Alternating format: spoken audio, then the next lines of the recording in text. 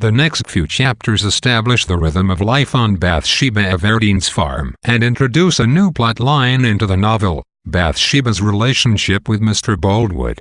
The day after Gabriel's arrival, the dignified bachelor Mr. Boldwood knocks on Bathsheba's door as she and her servant Lady Smallberry are cleaning.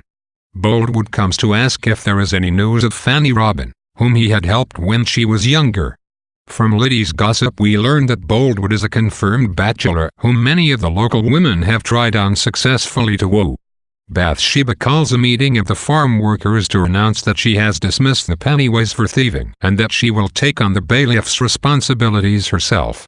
She also asks for news of Fanny Robin, who is still missing. Chapter 10 describes the meeting and consists primarily of a roll call, in which the various farm laborers identify themselves and their trades to both Bathsheba and the reader.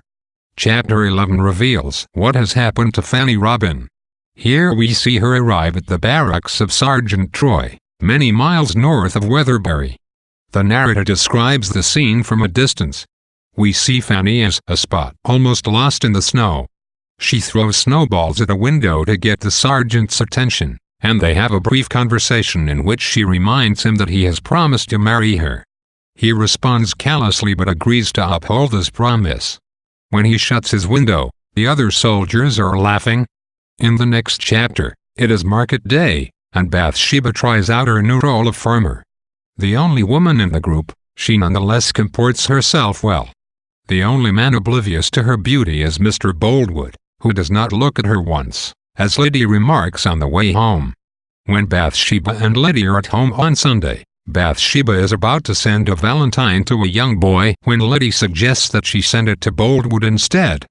On a whim, Bathsheba agrees, setting in motion one of the novel's tragedies. The valentine contains a meaningless ditty, "Roses are red, violets are blue." But Bathsheba impulsively stamps it with a seal that reads, "Marry me." The narrator reflects that Bathsheba knows nothing of love. Unfortunately, the letter has a profound effect on Boldwood. It is the one ornate object in a puritanically plain home, and he places it on the mantelpiece, disturbed and excited. Then he receives a second letter. In his excitement he opens it hurriedly, only then noticing that it is addressed to Gabriel. He delivers it to Gabriel the next morning, and Gabriel shares its contents with Boldwood. It is a letter from Fanny identifying herself as the girl Gabriel met in the forest and returning the shilling he had given her. The letter also announces her engagement to Sergeant Troy. As he leaves, Boldwood asks Gabriel to identify the handwriting on the valentine, and he tells Boldwood that it is Bathsheba's. The most important event in this section is the sending of the valentine and the unintentional effect it has on Boldwood. This one act will haunt both Bathsheba and Boldwood until the end of the novel. Hardy uses this set of circumstances to analyze one of his favorite concerns, how a person's life is determined by minor, seemingly insignificant events. Sometimes these events are questions of luck or forces beyond human control. Here, however, Hardy examines human agency. Bathsheba sends the valentine in jest, without thinking, but her act results in extraordinary consequences. Another theme throughout this section is the imbalances of affection in human relations.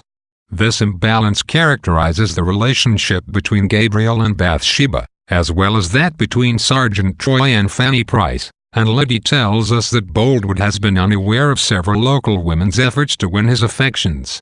While this asymmetry is a natural part of relationships, its consequences can be dire.